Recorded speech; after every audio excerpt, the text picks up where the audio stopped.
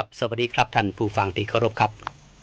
รายการคณะกรรมการธรรมาภิบาลก่อป้ากันเหมือนเดิมเนาะวันนี้กับผมธีรพงษ์ตุงอนครับผู้ดำเนินรายการครับก็วันนี้ก็เป็นวันก่อนวันเลือกตั้ง เดี๋ยวค่อยว่ากันนะครับเนาะมาดูบทบาทหน้าที่ของคณะกรรมการธรรมาภิบาลครับระเบียบสำนักนายกรัฐมนตรีว่าด้วยคณะกรรมการธรรมาภิบาลจังหวัดพศ2552และที่แก้ไขเพิ่มเติมข้อ2กำหนดให้คณะกรรมการธรรมาภิบาลมีอำนาจหน้าที่ดังต่อไปนี้ครับ 1. สอดส่องการปฏิบัติภารกิจของหน่วยงานของรัฐและเจ้าหน้าที่ของรัฐในจังหวัด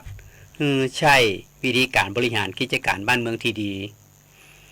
2. แจ้งให้ผู้ว่าราชการจังหวัดหัวหน้าส่วนราชการรัฐวิสาหกิจหรือหน่วยงานอื่นของรัฐที่เกี่ยวข้องแล้วแต่กรณีการดำเนินการตามอำนาจหน้าที่ในกรณีที่พบว่ามีการละเลยบ่ปฏิบัติตามกฎหมายระเบียบข้อบังคับหรือมีการทุจริตครับ 3. เสนอแนะแนวทางการปฏิบัติและเสนอและการส่งเสริมตามหลักคุณธรรมจริยธรรมธรรมาภิบาลเพื่อการบริหารกิจการบ้านเมืองที่ดีของหน่วยงานของรัฐ และเจ้าหน้าที่ของรัฐแก่ผู้ว่าราชการจังหวัดและหน่วยงานของรัฐในจังหวัด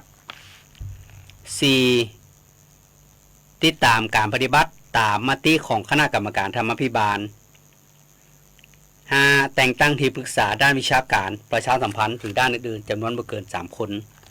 ข้อที่ 6 เผยแพร่ผลการปฏิบัติหน้าที่ต่อสาธารณะตามเห็นสมควรนะครับเนาะก็อย่างวันนี้ก็มาเผยแพร่ผลการปฏิบัติหน้าที่ต่อสาธารณะก็คือคณะกรรมการธรรมาภิบาลนี่ก็จะมีหน้าที่ที่เข้าไปสอดส่องโครงการในอปทคือองค์กรปกครองส่วนท้องถิ่นเพราะว่าอบต.เทศบาลอบจ.และจังหวัดนะครับเนาะครับจังหวัดนี่ก็จังหวัดปัจจัยอบต.เป็นส่วนภูมิภาคนะก็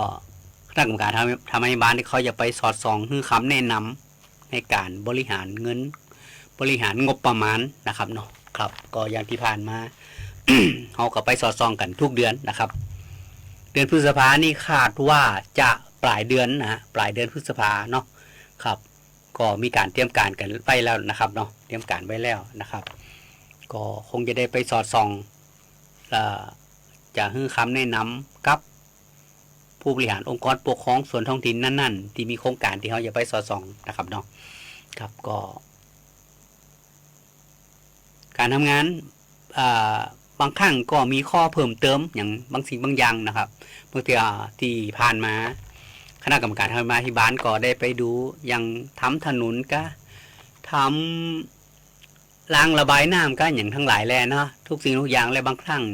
ก็ยังอาจจะมีขาดตกบกพร่องบางครั้งทำถนน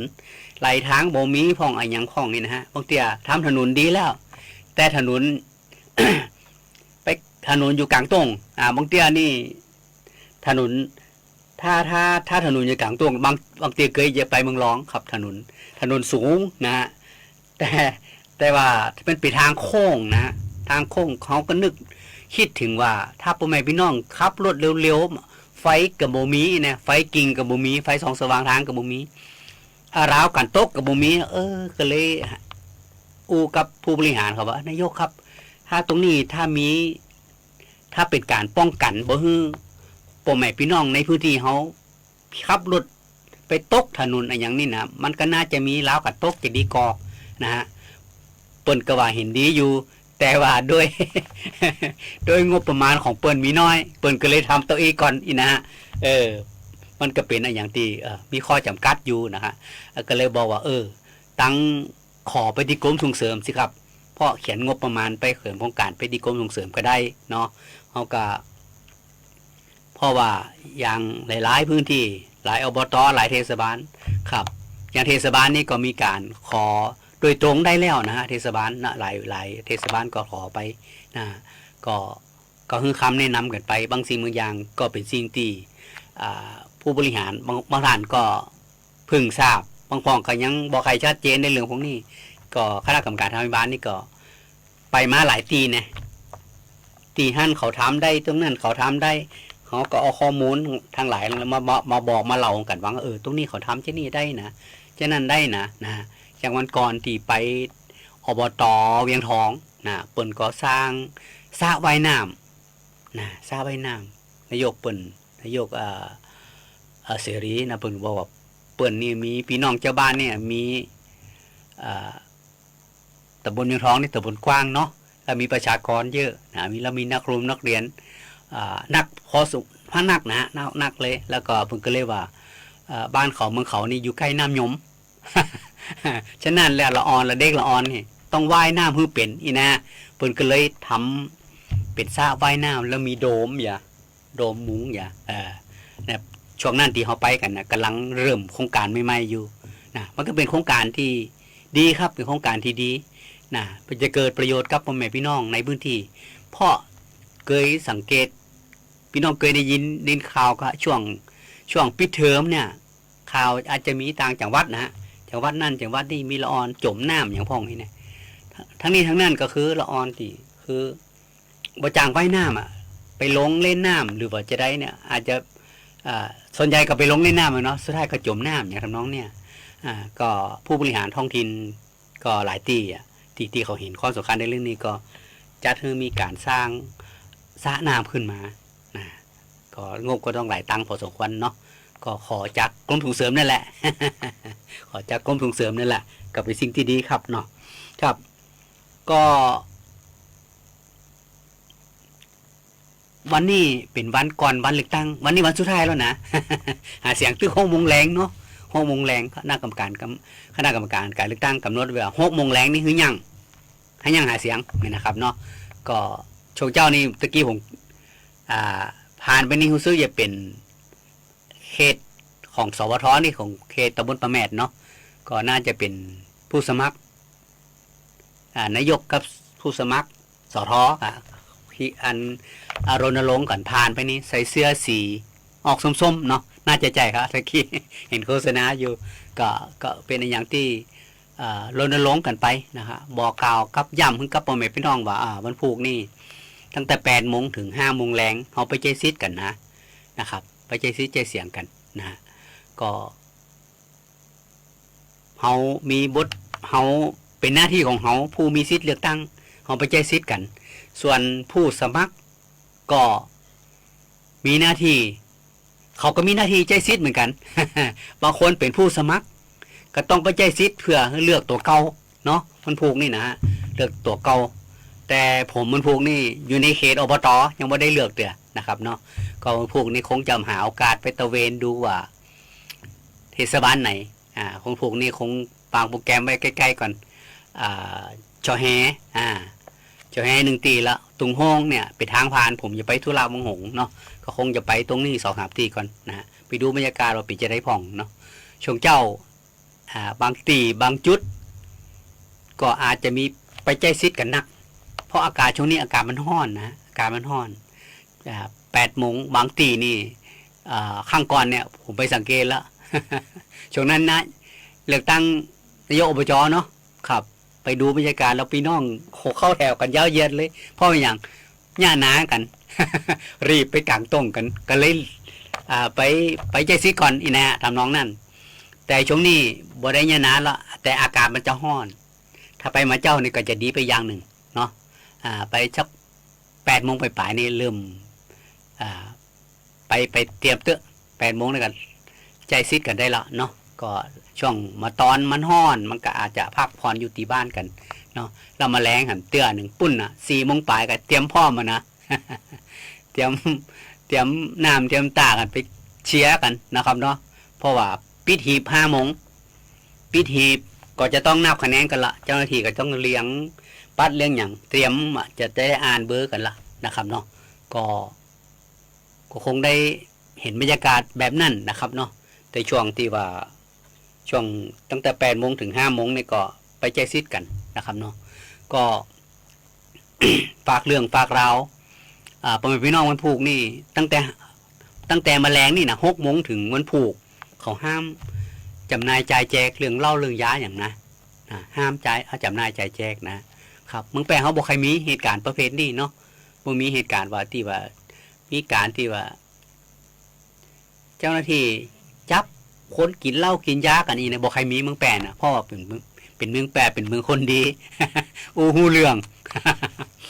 แต่บ่แน่ครับแต่อาจจะหล่ำมากก็ได้นะครับฉะนั้นแล้วก็ขอฝากพ่อแม่พี่น้องเนาะเพราะบางสิ่งบางอย่างเราเฮาก็ช่วยกันเตือนกันฝากกันไปเนาะช่วยกันฝากกันเตือนเพราะเรื่องพวกนี้ย้ำเตือนเป็นสิ่งที่ดีครับเป็นการเตือนกันนะบอกกล่าวกันย้ำอีเนี่ยอย่างวันนี้เนี่ยก็ไปย้ำเบอร์ล่ะนี่ผู้สมัครบางคนก็ไปย้ำเบอร์กันละเบอร์นั้นเบอร์นี้เด้ออีนะช่วยเจ้มนาอีนะครับเนาะช่วยเจ้มนะครับก็หลายตีมีผู้สมัครหลายคนเนาะครับบางทีมีคนเดียวก็สบายไป อย่างเดินใจนี่คนเดียวปาแม่นี่คนเดียวบ้านเวียงนี่มีคนเดียวเนาะน่าจะประมาณนี้ก็ครับน่าจะประมาณนี้เนาะน้องนั่นก็จะมี2-3นะกระมวลดีครับ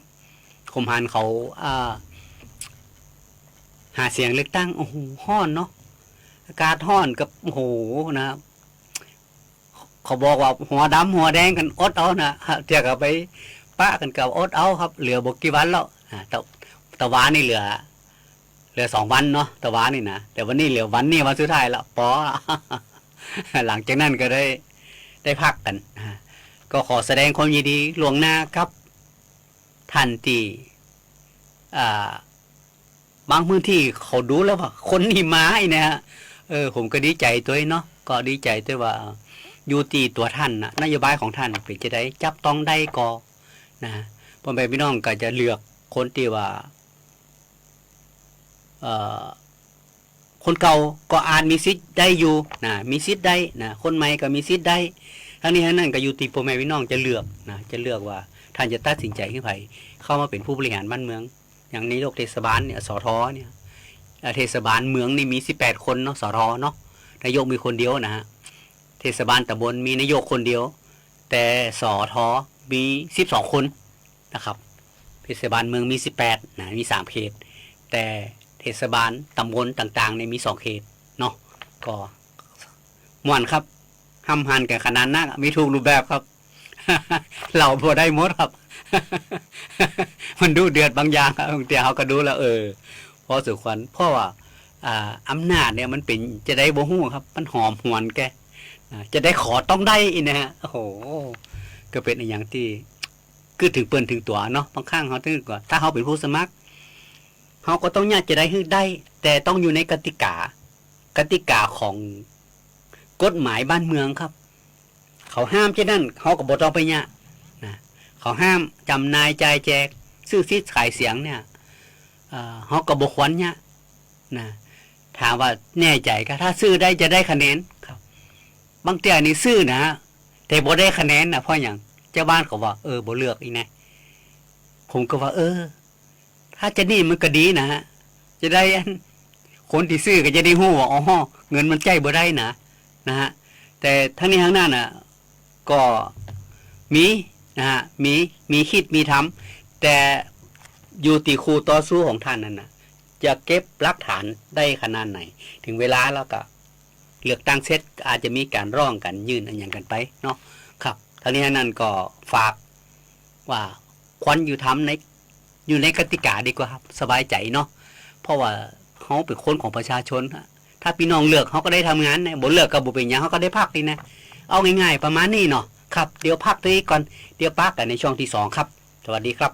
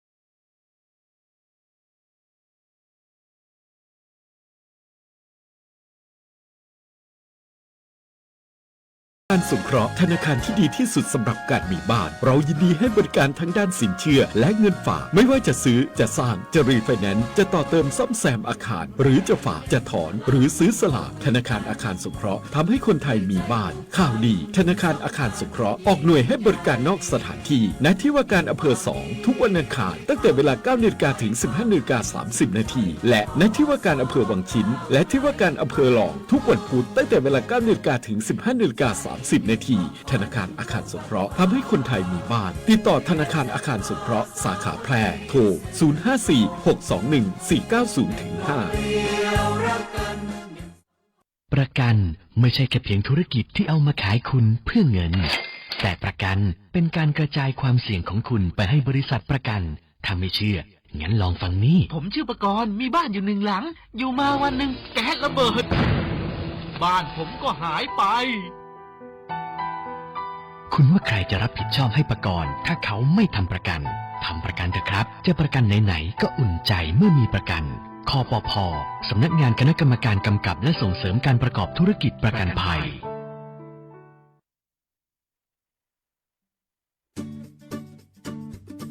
โรงพยาบาลชุมชนการแพทย์แผนไทยและการแพทย์ทางเลือกองค์การบริหารส่วนจังหวัดแพร่เปิดให้บริการดูแลสุขภาพนวดพอกอกนวดรักษาแผนไทย90 นาทีนวดแผนไทยนวดเท้าประคบร้อนบรรเทาอาการปวดเมื่อยคลายกล้ามเนื้อข้อเข่าสมุนไพรรักษาข้อฝืดข้อเข่าเสื่อมข้อนิ้วข้อเท้าลดอาการปวดด้วยสมุนไพรเปิดให้บริการ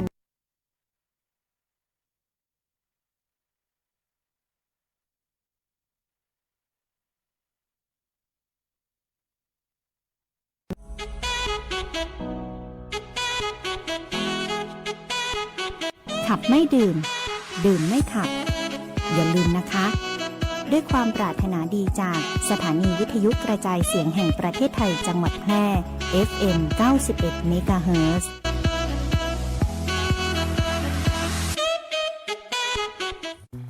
ไผ่มาส่งข้อความอย่างมานี่มันลายไอ้หวันส่งมาจวนกันสมัครงานรายได้ต่อวันเริ่มต้นที่360 บาท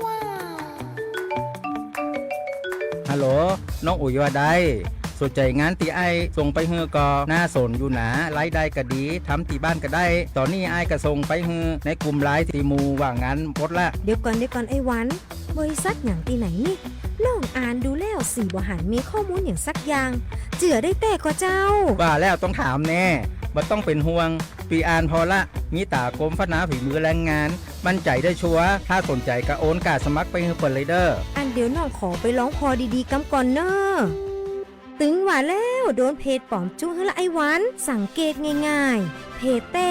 จื่อเพจต้องสะกดถูกและมีเครื่องหมายติ๊กถูกสีฟ้าตั้งหลังจื่อจำนวนผู้ติดตามนักตีสำคัญเปิ้นบ่มีนโยบายฮับงานไปทำตีบ้านหนาเกือบไปแล้วเตือนเลยนะคะว่าอย่าลงเชื่ออะไรง่ายๆและขอความร่วมมือไม่ส่งต่อหรือแชร์ข้อมูลต่อในช่องทางสื่อสังคมออนไลน์ต่างๆหากสงสัยติดต่อหน่วยงานนั้นโดยตรงมั่นใจปลอดภัยกว่าค่ะสักนิดคิดก่อนแชร์ปรารถนาดีจากสำนักประชาสัมพันธ์เขต 3 กรมประชาสัมพันธ์ครับในช่วงที่2ครับปักกันเหมือนเดิมครับวันนี้ก็เป็นวันที่ทั้งคณะกรรมการการเลือกตั้งประจำเทศบาลตำบลต่างๆก็จะมีการมอบอุปกรณ์เกี่ยวกับหีบบัตรเลือกตั้งเนาะครับหีบบัตรเลือกตั้งนี่สำคัญนะแล้วอื่นๆเนี่ย อื่นๆเนี่ยอย่างตะกี้ในเทศบาลเจ้าแฮตั้งไฟงานประชาสัมพันธ์เป็นกระส่งข่าวมา ช่วยประชาสัมพันธ์เจ็มครับก็เทศบาลเจ้าบุญเจ้าแฮนี่มีท่านปลัดท่านดวงพรเนาะท่านดวงพรเป็นปลัดและเป็นรักษาการนายกเนาะพร้อมครับคณะกรรมการการเลือกตั้งประจำเทศบาลตำบลเจ้าแฮมอบมาอำนวยความสะดวกในการมอบหีบบัตรเลือกตั้งและอุปกรณ์ในการเลือกตั้งมันผูกคือครับเจ้าหน้าที่ประจำหน่วยเลือกตั้งมันผูกแล้วที่จะต้องไปดำเนินการเตรียมสถานที่เลือกตั้งเนาะวันนี้ก็ต้องปุ่นบ่จะเซตกับปุ่นบ่ายเบิ่นเนาะ ที่ตำบลไหนที่มีพื้นที่กว้างๆอย่างเจ้าแหนี่ก็กว้างกันเนาะขับบนดอยก็มีบ้านน้ำจอมนาตองนะครับ2หมู่บ้านนะอย่างปะแมนี่ก็มี14-15หมู่บ้านนะครับเนาะก็มอบกันไปนะอย่างตุงโฮงนี่ก็มี7หมู่บ้าน9ชุมชนนะก็มีการมอบกันนะครับเนาะก็เป็นบทบาทหน้าที่ของแต่ละท่านละคนนะครับเพราะว่าคณะกรรมการประจำหน่วยเลือกตั้งก็วันนี้ก็ต้องไปทำหน้าที่ละทำหน้าที่ก็คือนับหีบบัตรนับบัตรกันนะบัตรจำนวนกี่หน่วยเลือกตั้งเขามีกี่คนผู้มีสิทธิ์เลือกตั้ง500ส่วนมี400ไปก็ต้องเอาไปประมาณถ้าส่วน470ก็ต้องเอาไปประมาณ500เนาะประมาณนั้นก็ ต้องเผื่อไว้เนาะจะต้องเผื่อไว้นะครับต้องเกินไว้นะบริขาดเนาะเพราะเจ้าหน้าที่เขาหู้อยู่แล้วครับว่าญาติจะได้กันนะส่วนรายละเอียดผมบ่ใครสันทัดตัวใดนะฮะแต่ว่าหู้ประมาณนี้คร่าวๆเขาจะต้องยากกันประมาณนี้นะฮะบางสิ่งบางอย่างจะมีการทำงานแต่ละอย่างนี่จะมีการเพิ่มเติมข้อมูลอะไรอย่างทั้งนี้ทั้งนั้นที่ชัดเจนก็คือเจ้าที่ประจำหน่วยเลือกตั้งเขาจะหู้ดีเขาจะมีการอบรมกันนะอบรมเลือกฉะนั้นแล้วการเลือกตั้งทุกครั้งจะรับสมัครคณะกรรมการประจำหน่วยนะแล้วจะมีผอมีอะไรอย่างหลายฝ่ายครับหลาย5-6ฝ่ายกันเนาะครับมาทำหน้าที่กันพอทุกคนก็มาช่วยกันในหน่วยเลือกตั้งนะฮะเพื่อดำเนินการเลือกตั้งให้มันสำเร็จไปดูหลวงไปดูดีนะครับเนาะก็จังหวัดแพร่นี่รู้สึกว่ากำหนดไว้ว่าจะมีผู้มาใช้สิทธิ์เลือกตั้งประมาณ70%นะพอตามกว่า 70% ก็ผมฟังข่าวแล้วหลายพื้นที่ก็จะประมาณนี้ครับกำหนดไว้ประมาณนี้ก็ทั้งนี้ทั้งนั้นก็บอกกล่าวพ่อแม่พี่น้องเขาไปใจซิดใจเสียงกันให้นักนะครับเนาะมันเป็นหน้าที่ของเขาครับเป็นหน้าที่ของเขาจะต้องไปเลือกอยู่แล้วเพราะท่านอยู่ในเขตเทศบาลอยู่ในอบตถึงเวลาท่านก็ต้องไปใจซิดนะฮะเทศบาลบ้านเขานี่มีเสา6 ตีที่มีนายกไปแล้วหมายความว่ามีนายกคนเดียวนี่สมัครคนเดียวนี่มีรู้สึก3 ตีเนาะมีบ้านเวียงละเด่นใจเทศบาลเด่นใจแล้วป่าแมดเนาะป่าแมด1 2 3 ตีครับนอกนั้นก็มีแหมสาว3ทั้งหมดมีมึง8มี26 ตีเนาะก็สอทอก็ส่วนใหญ่แล้วก็จะแต่ละตีแต่ละเขตจะมีสมัครกันนะครับแสดงว่าคนเมืองแปรสนใจในการทำงานเพื่อพี่น้องประชาชนนักครับผมสังเกตแล้วแต่ละเขตแต่ละตีนี้สมัครกันนักเลยครับเปิดฮื้ออย่างเทศบาลตำบลเนี่ยเลือกได้เขตละ6 คนสมัคร10 กว่าคนครับ10 กว่าคนอิสระก็มีทีมก็มีนะฮะเขาท่าดีนะฮะผมก็เป็นอย่างที่มันเป็นประชาธิปไตยเนี่ยมีพี่น้องเขาสามารถผู้มีสิทธิ์เลือกตั้งเนี่ยสามารถไปใช้สิทธิ์กันตามที่เขาจะเลือกไขนะฮะนะแต่ผมมาฟังผู้สมัครที่เป็นทีมบางห้องเป็นสมัครอย่างนายก็ไกลในสมัครนายกนะเปิ้นก็จะมีทีมของเปิ้นเนาะทีมเปิ้นก็จะมี2 เคสอีกนะ2 เคสที่1เคสที่2นี่นะถ้าบางตำบลได้เบอร์1ถึงเบอร์6นี่นะทั้ง2 เคสเลยแต่บางทีพอใจครับ บางทีพอใจมีผู้สมัครอิสระมาสลักนะ มาคือตกลงกันบ่ได้นะครับตกลงบ่ได้ก็ต้องจับนะจับเบอร์กันมันก็เป็นอย่างที่เป็นประชาธิปไตยครับก็ต้องฟังกันประชาธิปไตยนะต้องฟังกัน นะฮะก็มันก็สะดวกถ้าเป็นทีมพ่อแม่พี่น้องอย่างผู้สมัครนายกเนี่ยอยากจะให้เลือกเป็นทีม แต่ผมมาฟังนักวิชาการหลายคนก็มาวิเคราะห์ว่าเฮ้ยเลือกเป็นทีมแล้วเวลาไปตรวจสอบกันจะได้ฝ่ายบริหารกับฝ่ายสภานี่คนละอย่างกันนะฝ่ายสภาคือฝ่ายไปตรวจสอบการทำงานของผู้บริหารนะ แต่ที่ผ่านมานี่ผมว่า มันก็ยังคัดกันอยู่น้อยเนาะคัดความรู้สึกน้อยๆว่าคัดตามระเบียบกฎหมายอยู่น้อยหนึ่งนะฮะผมรู้แล้วว่ามันกับมุมมองของผู้สมัครมุมมองของผู้เลือกก็คิดคนละอย่างกันครับคนเลือกก็บอกว่าเลือกก็เตอร์เขาเคยใส่เอาอีแน่บางคนก็บอกว่าใส่เอาหมายความว่าถ้าซื้อว่าทีมทีหนึ่งเนี่ยมีเลข1ถึงเลข6เนี่ยบางพ่องก็บอกว่าจะเอาเป็นโยกทีม บางพ่องก็บอกว่าใส่เอาอาจจะเอาเบอร์1เบอร์3เบอร์อย่างก็ว่ากันไปนะก็แล้วแต่ครับมันเป็นสิทธิ์ของไผของมันแล้วแต่ใครจะออกแบบแล้วแต่ใครจะชอบว่าอันนี้เป็นคนของหมู่เฮาเลือกเลยนะการเลือกตั้งว่าอบต.เทศบาลอบจ.อย่างทั้งหลายแล้วนี่ครับสรุปแล้วไผมีญาตินักคนน่าจะได้เป็นนี่นะแต่ก็ครับมันก็เป็นแหมรูปแบบหนึ่งที่ผมก็มาฟังดูมันก็น่าจะใจอยู่นะน่าจะใจอยู่ทั้งนี้ทั้งนั้นที่ผมในหน้าที่ผมเป็นสื่อมวลชนเป็นผู้สื่อข่าวที่คุกคีตีมงกับเรื่องการเมืองบ้านเฮานี่นะผมก็มาสังเกตดูว่ามันอาจจะเป็นจะทำน้องนั่นจริงนะคนที่มีญาตินักผู้สมัครส่วนใหญ่แล้วอย่างผู้บริยังนายกเนี่ยเขาก็จะเลือกทีมงานเขามาทีมงานหมูนั่นหมูนี่ต้องญาติขนาดไหนจะเลือกใครมาเป็นทีมงานน่ะทีมงานนี่ต้องมีญาตินักคือนักนะฮะญาติคือนักถ้าญาตินักนี่ครอบคลุมหมดเนี่ยมันจะได้มีโอกาสนะมีโอกาสได้เป็นแน่นอนแล้วสอทอเนาะสอทอก็เหมือนกันครับ จะได้ถึงยากคือยกทีมก็เพราะอย่าง มันมีคำตอบอยู่ในเนื้อนะโยกทีมเพราะอย่างมันจะบริหารง่ายนะบนว่าจะนั่นนะผมก็ฟังก็พอฟังได้อยู่นะทั้งนี้นั่นผมนี่บ่สามารถจะไปบอกใครว่าจะเลือกแบบไหนท่านจะเลือกแบบไหนก็ได้อยู่ที่ตัวท่านนะตีเล่ามือฟังเนี่ยมันมีจะนี่ท่านเลือกเอาเองท่านจะเลือกใครก็ไปเลือกสิทธิ์ของท่านละในคูหาเป็นสิทธิ์ของท่านครับส่วนไผ่ยาวอย่างมาฮื้อเนี่ยท่านถ้ามันระบากใจก็ห้าประมดน่ะถึงซ้ายถึงขวาน่ะเนาะแต่ในคูหาเขาจะเลือกใครเป็นสิทธิ์ของเขาปัจจุบันแผ่หันครับพ่อพี่น้องครับในคูหาเป็นสี่เหลี่ยมตีนี่จะมีแผ่หันเนาะ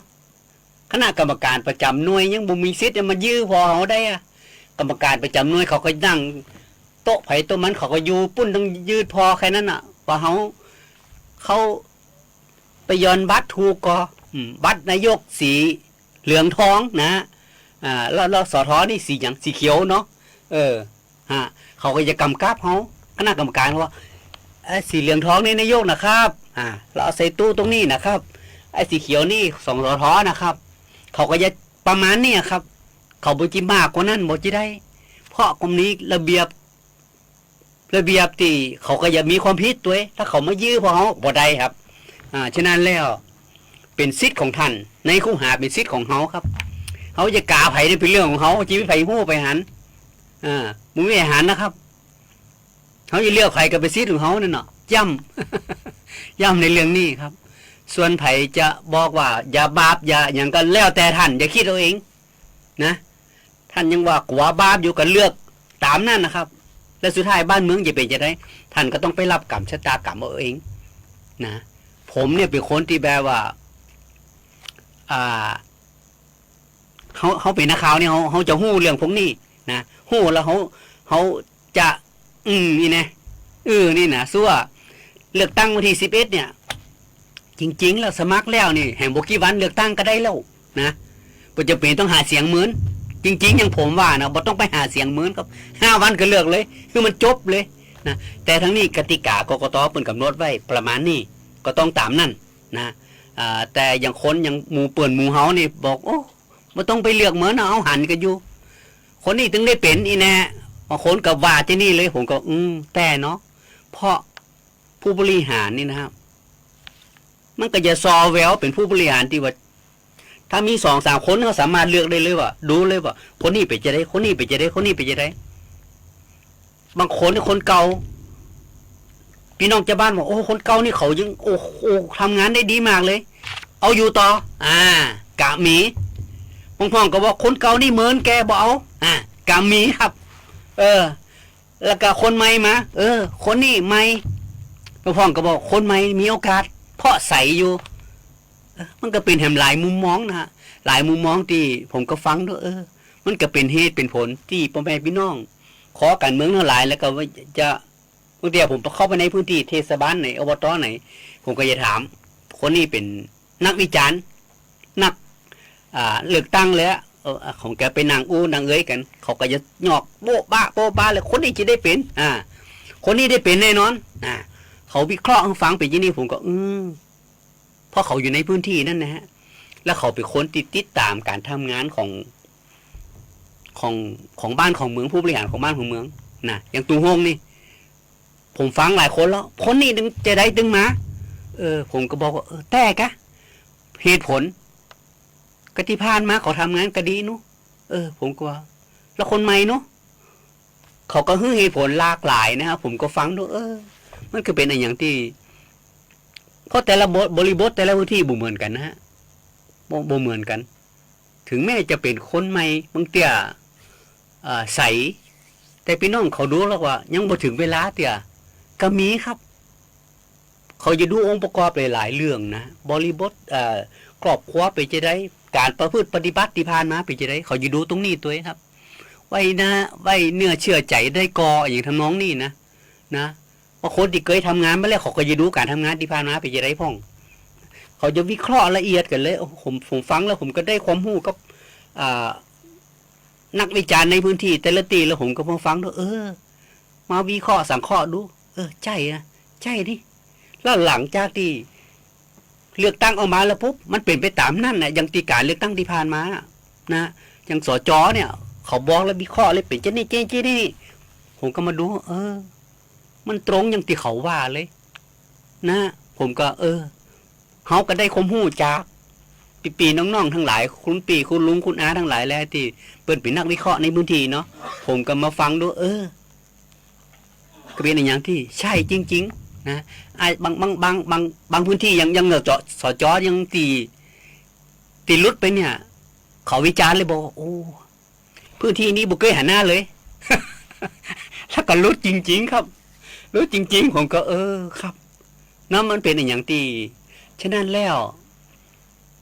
ผมเชื่อมั่นในกระบวนการเลือกของพ่อแม่พี่น้องครับผมเชื่อมั่นว่าคนเมืองแปรเป็นคนตีเอาหน้าครับเดี๋ยวดูผลการเลือกตั้งก็แล้วกันว่าจะออกมาแบบไหนจะได้มันจะบ่งบอกถึงคนเลือกด้วยนะบ่งบอกถึงคนเลือกนะ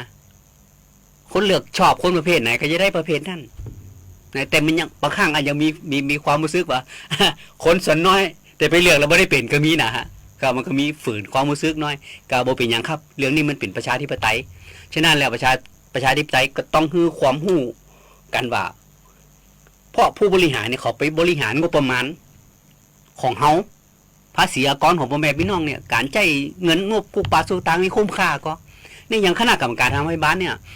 ก็เข้าไปดูการทำงานของผู้บริหารท้องถิ่นบอกว่าอบต.เทศบาลอบจ.เนี่ยก็ไปดูแบบวิสัยทัศน์ของผู้บริหารไปจะได้ถ้าได้เป็นแล้วไปจะได้ทำงานไปจะได้ผลงานไปจะได้หลังได้เป็นแล้วพี่น้องเจ้าบ้านจมจะได้ห้องพวกอย่างเนี่ยผมจะดูแล้วเป็นอย่างเรามาสรุปรวมกันแล้วมันเป็นที่นี่เองถ้าพี่น้องเลือกคนที่ซื่อเสียงเข้าไปแล้วสุดท้ายแล้วบ้านเมืองไปจะได้มันจะออกมาตามนั่นน่ะพี่น้องครับตามนั่นน่ะนะอันนี้ว่าสื่อผมอยู่แวดวงการข่าวนี่40 ปีแล้วมันพอออกนะฮะมันพอออกนะแต่ทั้งนี้ทั้งนั้นก็ฝากไปกับพ่อแม่พี่น้องว่าท่านจะเลือกไผเป็นสิทธิ์ของท่านเป็นสิทธิ์ของท่านเพราะทุกคนมีสิทธิ์เลือกได้คนเดียวเท่านั้นน่ะเลือกคะแนนเดียวบัตรเดียวเท่านั้นน่ะได้ยกได้1 บัตรสอทอได้1 บัตรแค่นั้นน่ะท่านจะเลือกไผเป็นสิทธิ์ของท่านแต่ถ้าได้มาแล้วอาจจะบ่ได้ดังใจท่านก็48 เดือนเลือกครั้งหนึ่ง4 ปีครับ48 เดือนเหมือนก็ บ่เหมือนครับ48 เดือน 4 ปีถ้าว่าเป็นปีนี่เป็น4 ปีถ้าเป็นเดือนนี่48 เดือนก็ แก้มือใหม่นะฮะทั้งนี้นั่นก็หลายพื้นที่หลายเทศบาลก็มีภาควิจารณ์กับขนาดนักก็เอาไว้หลังไม้นะฮะไว้หลังไม้หน้าไม้ในอู่บ่ได้ครับ เพราะว่าก็มันเป็นสิทธิ์ของไผ่ของมันคนผู้สมัครก็ต้องหาเสียงเต็มที่ผู้ไปลงสิทธิ์ไปลงคะแนนก็ท่านก็ต้องไต่ตองให้ดีเนาะก็ฝากไว้ครับวันพรุ่งนี้นะวันพรุ่งนี้ตั้ง8 โมงถึง5 โมงวันพรุ่งนี้ผมอาจจะไปป้าท่านในหน่วยเลือกตั้งในผมเอาไปสังเกตการนะครับอาจจะไปเจ้าแหก่อนแล้วก็ไปตุงห้องแต่หลังจากนั้นก็ยังดูก่อนว่าแล้วผมจะมีธุระไปมงหงด้วยเนาะครับวันนี้ขอจากลาพ่อแม่พี่น้องไปกดตัวอีก่อนครับป้ากันใหม่ในวันเสาร์หน้าครับวันนี้สวัสดีครับ